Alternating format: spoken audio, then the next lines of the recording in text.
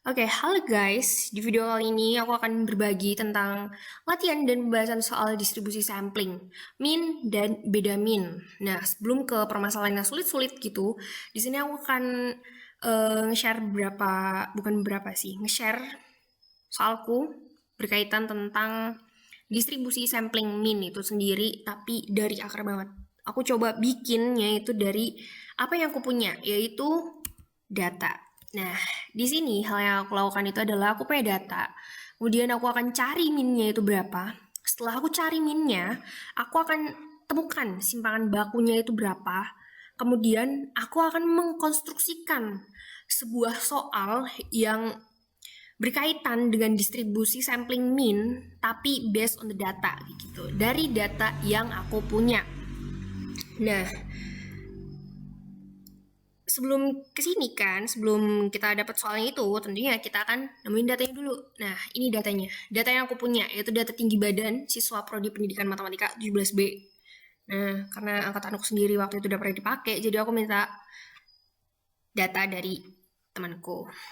And next, datanya itu ada 36, jadi so many ya, jadi banyak banget. Kalau dilihat mungkin harus pindah-pindah slide gini jadi pusing. Aku bikin data ini jadi data kelompok. Oke, diperoleh tabel data kelompok dengan melalui berbagai proses ya teman-teman tentunya. Tapi nggak aku masukin ke PowerPoint-nya atau ke video ini. Jadi teman-teman bisa memproses sendiri. Nah, kemudian diperoleh data ini. Setelah kita dapat datanya tadi, yang kedua kita adalah cari min-nya. Kemudian mari kita cari rata-rata dari data kelompok tersebut. Nah, kita akan carinya dengan rumus biasa. Dan kemudian ditemukanlah rata-rata tinggi badan dari teman-teman kelas 17B itu adalah 159,83 cm. And the next, kita cari simpangan baku dari data tersebut. Nah, simpangan baku terus minnya itu akan berguna di akhir ini. Kemudian kita pakai tabel yang lebih membantu, yang tertera tabelnya, frekuensinya, nilai tengahnya, nilai tengah yang kita kali dengan frekuensinya, kemudian ini nilai tengah yang kita cari dengan mu, dan tentunya mu-nya udah aku cari sendiri tanpa aku masukin ke video ini ya. Kemudian ditemukanlah ini suatu formula yang terdapat pada simpangan baku gitu. Jadi diperolehlah sigmanya ini semua ada 1248,04 yang kemudian kita substitusikan ke dalam rumus simpangan bakunya tadi yang udah aku sebutin. Nah, di sini nih simpangan baku sama dengan 1248,04 yang dibagi 36 karena jumlah siswanya atau N-nya itu ada 36 sama dengan 5,89 kayak gitu. Nah, setelah kita temukan sampai ke simpangan baku nih, tadi kan kita udah punya data min, simpangan baku, dan yang terakhir kita kan mengkonstruksikan dengan sebuah soal kayak gitu. Nah, di kondisi ini aku mau konstruksikan sebuah soal menjadi seperti ini. Nah, contoh soal berdasarkan data, jadi based on the data yang kita punya, kayak gitu. Tinggi badan siswa rata-rata 159,8. Nah, ini kita temukan, dan standar deviasinya adalah 5,89 cm. Diambil sampel acak sejumlah 31 mahasiswa, karena 31 aja udah cukup banyak, kayak gitu ya. Nah, tentukan berapa peluang tinggi rata-rata ke 31 mahasiswa tersebut di antara 155 dan 163. Jadi, ini masih basic banget menurutku soalnya, dan semoga bisa mudah dipahami sama teman-teman. And the next, kita akan mengerjakannya. Kita kumpulkan apa yang kita ketahui dari data dari soal tersebut, yaitu N-nya sama dengan 31, X barnya sama dengan 155 dan 163, kemudian mu X barnya ada sekian, dan sigma X barnya ada sekian. Nah, karena ukuran sampelnya N-nya itu 31 dan udah tergolong besar ya, sehingga untuk tinggi mahasiswa itu akan mendekati distribusi normal Z kayak gitu loh.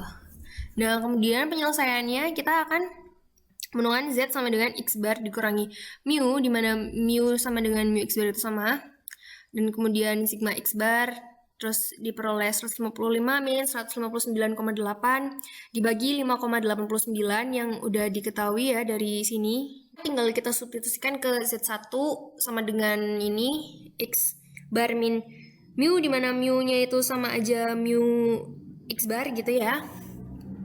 Kemudian 155 min 159,8 per 5,89 ini semua tinggal mensubstitusikan semuanya. Kemudian hasil di peluangnya ini kita menggunakan bantuan dari tabel distribusi normal gitu. Kita tinggal lihat aja di tabel gitu, kemudian temukan hasilnya. Dan 0,7054 min 0,2090 ini sama dengan 0,4964 gitu ya teman-teman. Untuk soal konstekstual yang lebih rumit atau complicated akan dibahas setelah video ini. Selanjutnya contoh kasus lainnya.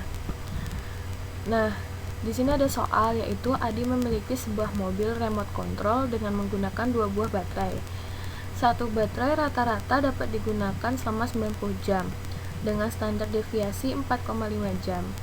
Sebagai bagian dari sampel yang akan diuji oleh Adi, diambil sampel sebanyak 15 baterai.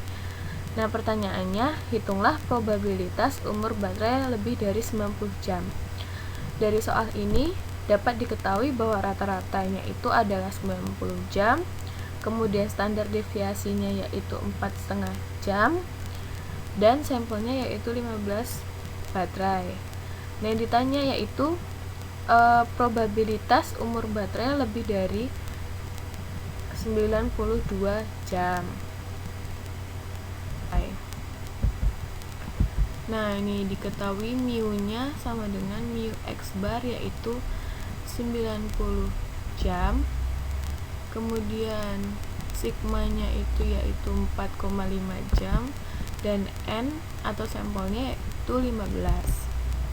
Nah, yang ditanya adalah peluang dari X bar lebih dari 92. Maka penyelesaiannya yaitu dengan Z sama dengan X bar min mu X per sigma kuadrat X bar. Nah, di sini ada sigma kuadrat X bar, sedangkan yang diketahui dalam soal belum ada sigma kuadrat X bar. Maka kita akan mencari sigma kuadrat X barnya, yaitu sama dengan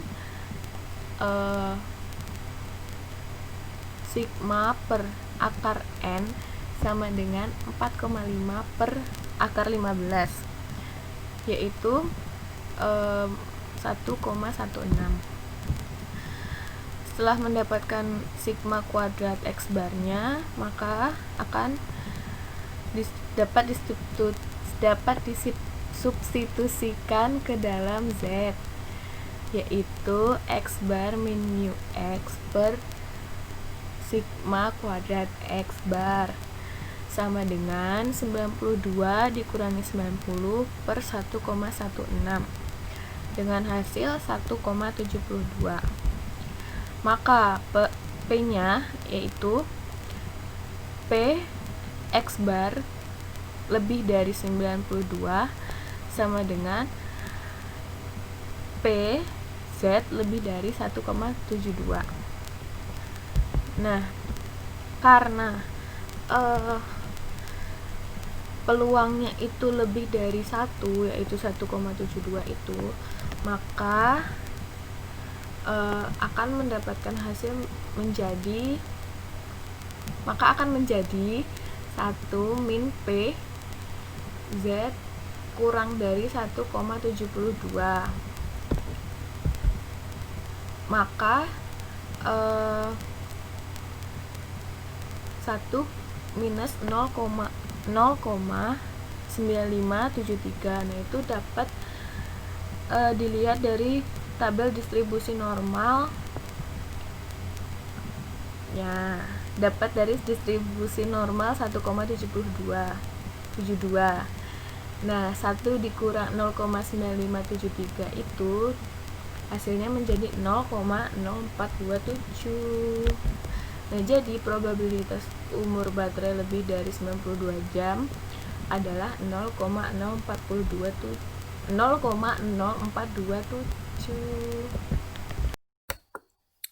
Kemudian, distribusi sampling beda min. Nah, di sini saya juga akan masih menggunakan data sebelum kita masuk ke soal yang lebih rumit gitu ya, atau lebih konseptual untuk teman-teman, supaya lebih relate gitu ya bagi saya, karena sebagai pemula gitu. Nah, makanya saya di sini akan membawa data yang berbeda tapi dengan konsep yang sama kayak gitu. Nah, kemudian saya menggunakan data ini dari ukuran sepatu mahasiswa STIE Dewantara, Prodi Manajemen Bisnis 2016 ya, kelas D. Nah, gitu. Nah, ini beneran data real gitu ya, teman-teman. Ada 36, 40 dan seterusnya ya, data sepatu gitulah. Nah, yang kedua, kita masih menggunakan cara yang sama. Terus kita peroleh jangkauannya ada 7, banyak kelasnya ada 6, panjang kelasnya ada 2 kayak gitu. Dan ini melalui perhitungan gitu ya teman-teman. Kemudian saya bentuk tabelnya seperti ini, interval kelasnya. Ada 34 sampai 35, 36, 37, 38, 39 ya frekuensinya. Tidak ada 5, ada 18, ada 12, ada 19, ada 0 gitu ya. Terus kemudian kita membentuk seperti tadi, masih dengan konsep yang sama gitu ya. Di sini tabel yang lebih membantu gitu. Terus didapat minnya itu 39,6364 dan simpangan bakunya itu ada 1,878. Itu untuk data yang pertama. Sudah kita peroleh datanya, minnya, simpangan bakunya seperti itu ya. Dan data yang kedua, karena di sini sampling beda min, jadi kita memiliki dua data atau seperti dua populasi gitu ya. Jadi ada dua kayak gitu. Nah, ini kemudian data yang kedua, ini adalah data, lupa saya kasih judul ya. Data ini pokoknya. Data sepatu juga, tapi dari Universitas Sanata Dharma. Dari saya sepertinya. Nah, kemudian jangkauannya itu udah saya urutkan langsung gitu ya. Nggak saya masukkan ke video ini karena slide-nya terlalu banyak. Terus jangkauannya ada 7, banyak kelasnya itu ada 6, panjang kelasnya itu ada 2, seperti yang sudah saya lakukan sebelumnya. Namun tidak saya masukkan kayak gitu. Intinya teman-teman bisa gitu kan. Kemudian, nah ini untuk tabel yang memudahkan begitu ya. Kita peroleh seperti tadi di sampling min. Nah, kemudian kita mendapat minnya itu ada 39,22 dan simpangan bakunya itu ada 1,7097 gitu ya. Nah, setelah itu, setelah kita mendapatkan dua data, dua min, dua simpangan baku gitu kan, kita akan mengkonstruksikan lagi sebuah soal kayak gitu, sebuah persoalan atau sebuah kasus based on the data dari yang kita punya supaya bisa lebih relate kayak gitu ketika teman-teman akan mengerjakan soal-soal yang lebih rumit. Nah, contoh soal yang berdasarkan dari data itu adalah ukuran sepatu mahasiswa STIE Dewantara kelas D adalah 39,6 cm dengan simpangan bakunya adalah 1,88. Tadi kita udah peroleh itu ya. Sedangkan mahasiswa Sanata Dharma angkatan 18 kelas B memiliki rata-rata 39,22 cm dengan simpangan baku 1,71. Diambil sampel acak masing-masing 31 mahasiswa, karena 31 mahasiswa juga udah banyak gitu kan. Tentukan peluang ukuran sepatu rata-rata mahasiswa tersebut, paling sedikit 40 untuk data pertama dan 39 untuk data kedua. Nah, ini kurang lebihnya soal yang bisa kita konstruksikan berdasarkan data yang kita punya gitu kan. Nah, next, untuk pengerjaannya sendiri, diketahui, ini hal yang kita ketahui, ada populasinya itu ada 44, gitu kan, dan 36, terus ada mu-nya itu ada 39, nah, 39,2 gitu kan. Kemudian kita langsung substitusikan ke penyelesaian saja. Seperti halnya yang tadi, yang sebelumnya gitu, yang sebelumnya kayak gitu kan. Kan karena populasinya cukup besar ya, ada 44 dan 36, kita menemukan pendekatan lagi ke distribusi normal gitu kan. Kita masukkan, kita substitusikan, kemudian kita peroleh nilai peluangnya Z lebih besar dari 3,85 sama dengan 0,99998. Gitu ya teman-teman. Soal selanjutnya itu membahas mengenai distribusi sampling beda min. Di sini ada contoh kasus, yaitu seseorang ingin pergi mudik ke Jogja dari Jakarta dengan menggunakan kereta. Ada dua pilihan keberangkatan, yaitu dengan KA Progo dan KA Fajar Utama. Rata-rata penumpang KA Progo adalah 478 penumpang, sedangkan KA Senja Utama adalah 250 penumpang setiap bulannya. Nah, sedangkan standar deviasi penumpang dari KA Progo yaitu 98 penumpang dan KA Fajar Utama adalah 62 penumpang. Kedua kereta tersebut merencanakan persaingan dengan mengambil sampel wisatawan yang akan mudik dengan menggunakan KA Progo sebanyak 172 orang dan KA Fajar Utama sebanyak 230 orang. Nah, pertanyaannya, berapakah peluang X1 X bar 1 min X bar 2 penumpang KA Progo lebih dari 200 sampai kurang dari 250 penumpang KA Fajar Utama setiap bulannya. Nah, dari soal ini dapat diketahui bahwa rata-ratanya yaitu 478 dan 250, atau bisa disebut dengan rata-rata 1 478 dan rata-rata 2 yaitu 250. Kemudian standar deviasi 1 yaitu 98 dan standar deviasi 2 yaitu 62.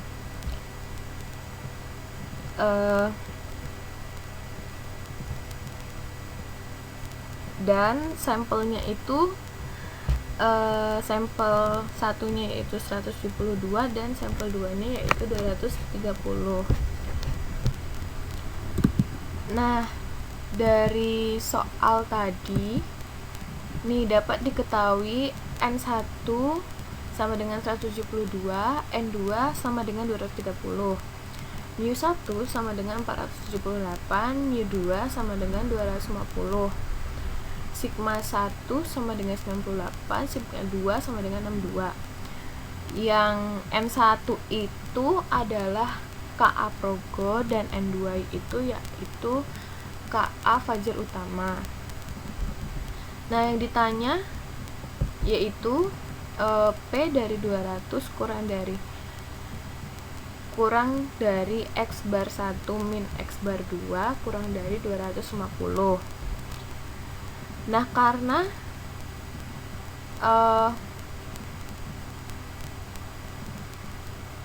dari soal tersebut, nah kita bisa lihat apakah dari soal itu tuh bisa menggunakan teorema limit pusat atau tidak. Nah, ini bisa dilihat dari N-nya. Nah, N-nya itu lebih dari sama dengan 30. N1 juga lebih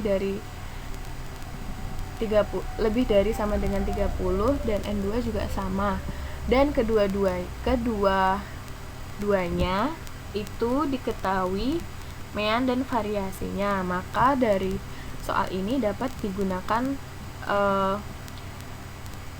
menggunakan TLP. Nah, untuk mencari nilai peluangnya ini bisa ditransformasikan ke dalam normal baku dengan cara ini P 200 kurang dari X bar 1 min X bar 2 kurang dari 250. Nah, X bar 1 kurang dari X bar 2 itu tuh harus dikurang dengan mu X bar 1 min X bar 2 per sigma X1 X bar 1 min X bar 2. Karena X bar 1 min X bar 2 dikurang mu dan sigma, mu per sigma ini maka sisi kanan dan kirinya ini harus dikurang dengan mu per sigma. Maka akan mendapat hasil seperti ini, yaitu 200 min mu x1 min x bar 2 per sigma x bar 1 min x bar 2 kurang dari z. X bar 1 kurang x bar 2 kurang mu x bar 1 min x bar 2 per sigma x bar 1 min x bar 2 itu ya sama dengan z. Kemudian kurang dari 250 min mu x bar 1 min x bar 2 per sigma x bar 1 min x bar 2. Nah, kemudian selanjutnya dari sebelumnya tadi diketahui mu dan sigma. Nah, ini untuk mencari mu x bar 1 min x bar 2 itu sama dengan mu x bar 1 min mu x bar 2. Kemudian untuk mencari sigma x bar 1 min x bar 2 itu bisa sama dengan akar sigma kuadrat x1 per n1 plus sigma kuadrat x2 per n2. Maka x bar 1 min x bar 2 itu ya adalah 478 dikurangi 250, yaitu 228. Dan sigmanya yaitu akar 72,55. Nah, kemudian disubstitusikan, kemudian mu dan sigmanya itu disubstitusikan ke peluang yang sudah dibuat sebelumnya. Maka menjadi seperti ini. 200 dikurangi 228 per akar 72,55 kurang dari z kurang dari 250 kurang 228 per akar 72,55. Maka P-nya yaitu P min 3,28 kurang Z kurang dari 2,58. Nah, maka P-nya itu akan menjadi seperti ini, yaitu PZ kurang dari 2,58 dikurang dari PZ kurang dari min 3,28.